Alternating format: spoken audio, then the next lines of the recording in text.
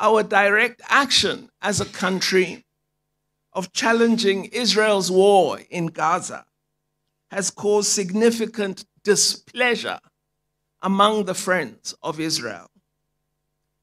The case that we brought to the International Court of Justice has caused, as you might imagine, great nervousness that other leaders may be found complicit in genocide and may themselves be summoned by the International Court of Justice.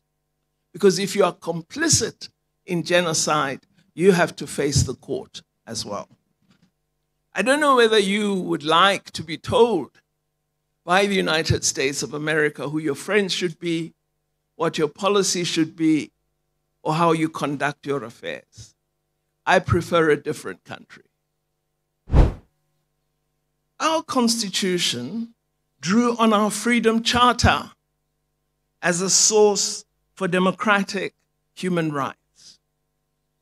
This is why in our Constitution you will find that equality, the rights to privacy, and the rights to development feature so prominently. In addition to these rights, our national policies are also built on our foundational Constitution. We today are confronted as South Africa by active threats to our sovereign right to implement our freely determined foreign policy.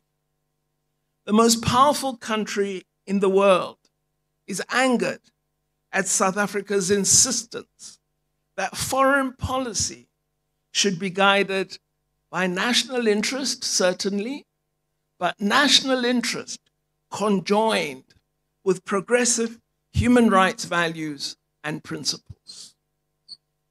The Freedom Charter that was adopted by the Congress of the People in 1955 included very progressive and forward-looking clauses on the subject of international relations. Our policy focus is that all nations should seek to achieve and promote cooperation through peaceful means and not coercion. We have upheld this policy in our peacemaking role in Burundi, in support for Democratic Republic of Congo negotiations for peace, and in the assistance to negotiations that we gave to Ethiopia's federal government in its negotiations with the administration of Tigray, following the conflict that broke out between the federal government of Ethiopia and the administration of Tigray. You all know that we are living in a very testing time geopolitically. Many analysts suggest this is a very toxic set of crises, making foreign relations a deeply stressed domain. Contributors to a recent Mapungubwe Institute publication titled Africa and the World suggest that the unipolar dominance of the past 40 years is being disrupted by a crude, more vicious geo-economic dominance. The intention, they assert, is to enforce compliance on vulnerable states to the dictates of United States foreign policy preferences. And this results from the world striving increasingly to create multipolarity. And so those who have enjoyed a very powerful role in influencing others to adopt their policy direction, when they see a shift away from a unipolarity, they become extremely vicious in response. And this is part of what South Africa is experiencing today. we as South Africa have generally pursued an independent foreign policy unencumbered by the preferences of other countries. In the past decade, we have seen a growing impatience toward South Africa's independence in foreign relations. This has stretched from concern at our trade relations with China, which is now our largest trading partner, to concern about South Africa's solidarity with Cuba and with Palestine and their struggle for freedom. Our direct action as a country of challenging Israel's war in Gaza has caused significant displeasure among the friends of Israel. South Africa's use of international law and its well-argued representation on the matter of genocide are outstanding examples of leadership and courage in today's difficult environment, an outstanding illustration of a country holding on to the highest set of values and principles which dictate that human rights apply to all and not to some. This is our country's belief, and I hope you as the young people share that belief and will continue to uphold it. The case that we brought to the International Court of Justice has caused, as you might imagine, great nervousness that other leaders may be found complicit in genocide and may themselves be summoned by the International Court of Justice. Because if you are complicit in genocide, you have to face the court as well. The United States of America targeting of aid to South Africa and action against our ambassador illustrates the distress caused by South Africa's principled stand. Our country has shown leadership in encouraging peaceful resolution of the Middle East crisis and in challenging the impunity enjoyed by Israel for over 70 years. It is interesting when we observe concern about Israel, it is often from the most powerful in the West, a claim that Israel has a right to defend itself. There's very little reference to the fact that the Palestinian people's territory is occupied and that they do not enjoy the human rights that we dearly love. So it's vital whenever we look at an issue that you look at the full facts that are associated with an international issue of concern and of human rights. We haven't neglected, in the course of all these events, our national interest. We have pursued our national interest through successful levels, through trade agreements, through our membership and benefits for our workers and businesses, through AGOA, and through trade that we've developed increasingly with new trade partners such as China and East Asia. Some commentators attempt to create an impression that South Africa's government is only pursuing the interests of those who are oppressed elsewhere, and that it is not looking to the national interests of South Africa. If you read reports on our trade in the last 30 years, you would realize we occupy a very different space economically from where we were in 1994. So it is absolutely untrue that national interest doesn't matter. But it is also a fallacy to believe that you should neglect human rights of others or even your own solely for pursuing national interest. That places you in a hazardous road of breach of human rights, which we would not like to be part of. So leadership, if you are South Africa, is not easy. I don't know whether you would like to be told by the United States of America who your friends should be, what your policy should be, or how you conduct your affairs. I prefer a different country. I do not know if the students do still play a very popular card game called Claverias. If you do play Claverias, you will know what it means to have the trumps in your hand, and excuse the pun. I believe that as South Africa, we do hold a number of trumps. First of all, we have excellent access to BRICS and new markets. I also believe that we control minerals critical to the USA's economy.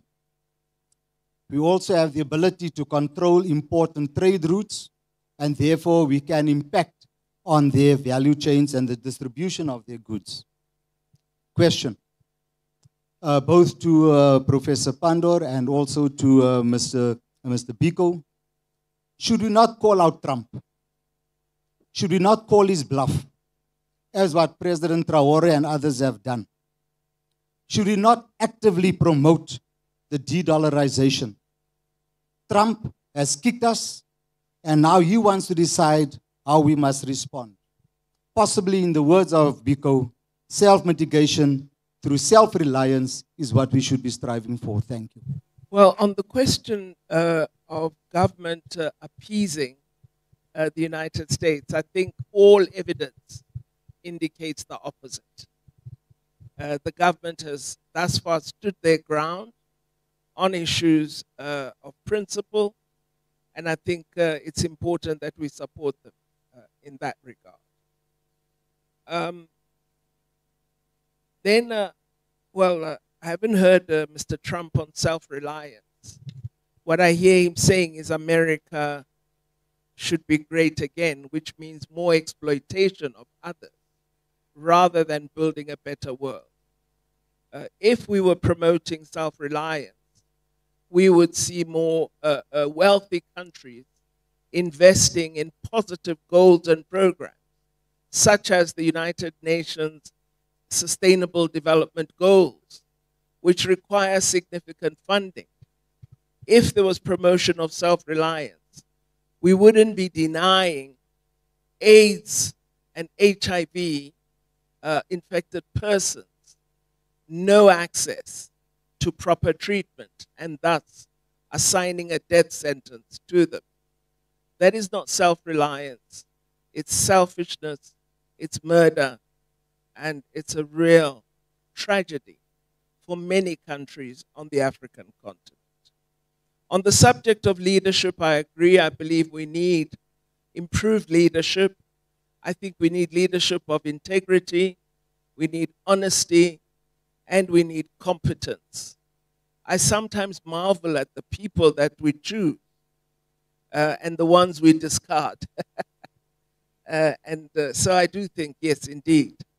But the people of South Africa have made a very important statement in the last election. They've given a warning that if you don't improve, we can deal with you. Our vote means something. So I think leaders do stand challenged now to begin to address transformative change in real terms if they have the aspiration to remain in leadership. Well, I think the matter of the binary attitude and practice of access to both international law and international humanitarian law is something that we must address in multilateral fora. I think we should do it by building stronger solidarity campaigns through our organizations, through BRICS, through ASEAN, through a stronger South, an emboldened South, a South that speaks up, a South that says, I am different, I'm progressive, I'm prepared to take a stand. And so I welcome the step taken by President Ramaphosa a few weeks ago to lead in the establishment of what is called the Hague Group. Presidents of different countries who have attached their names to being consistent in support for international law. And we need that kind of progressive leadership and the readiness to stand up and be counted. You can't change things if you stand in a corner. You need to be visible, to be available, and to be active. We also must, I believe, address the reform of the United Nations. It's urgently necessary. The United Nations Charter was drafted in 1948, and it was drafted at a time when we were mainly colonized as the African continent. And thus we were not figured into the character of the Charter. And there are elements that really work against us as nations of the South. So I think we now need to accelerate the processes for concrete action on reform of the United Nations. That will assist us. But we also must consistently point out to the powerful of the world that their exercise of international law and international law instruments reflects very deeply double standards.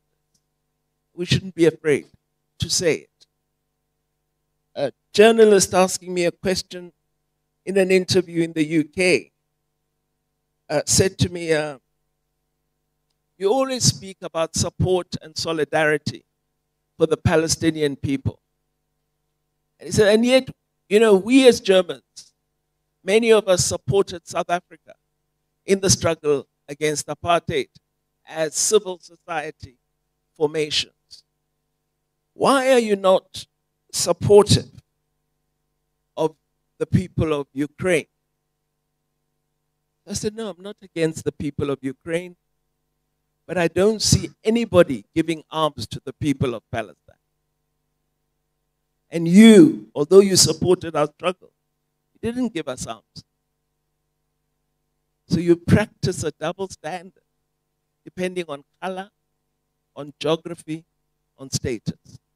We believe all oppression must be addressed by each one of us in the world.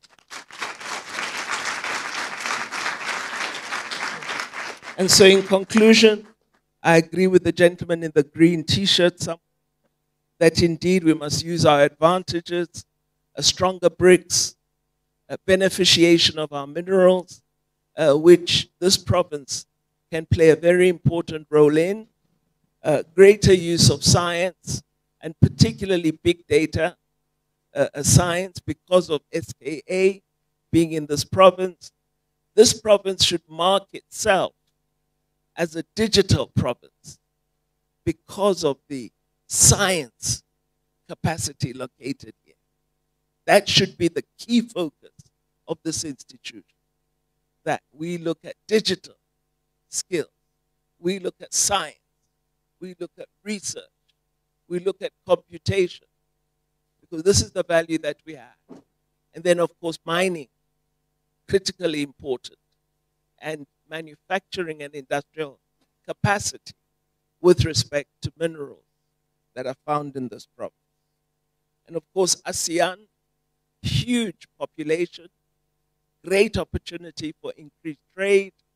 We've just 2 years ago become a dialogue partner of ASEAN, first African country to be admitted, and our business people just concluded an excellent trade deal with ASEAN countries of halal beef. So again, we have an industry, halal, that can make us internationally competitive, and we must use it as South Africans. On the de-dollarization, I think we should exercise good caution there. because you don't want to take a radical step and then find that in terms of sudden falls on debt repayments or drop in bond value and so on, you've harmed your economy. So this is why we are proceeding on the basis of investigating use of own currency for international trade. We don't use this term de-dollarization. You won't hear it from us, at least, because we know that we want to move in a manner that will allow us to continue to have some control of our economy and not find ourselves landed with very deep demands that will cost huge resources from our public revenue. So that's the way in which we are proceeding. Our central bank governors, as well as our ministers of finance, have been charged by BRICS to develop the methodology and the international system to allow us for use of local currency, which we already do with the BRICS Bank, for example. Why does the US always have a hard time keeping friendships? Do you want to watch more videos like this one? If yes, subscribe to our channel and press the bell icon next to it. We have decided to bring videos on something nobody talks about: African politics, economy, and increasing power. Thanks for watching, and until the next video, stay tuned.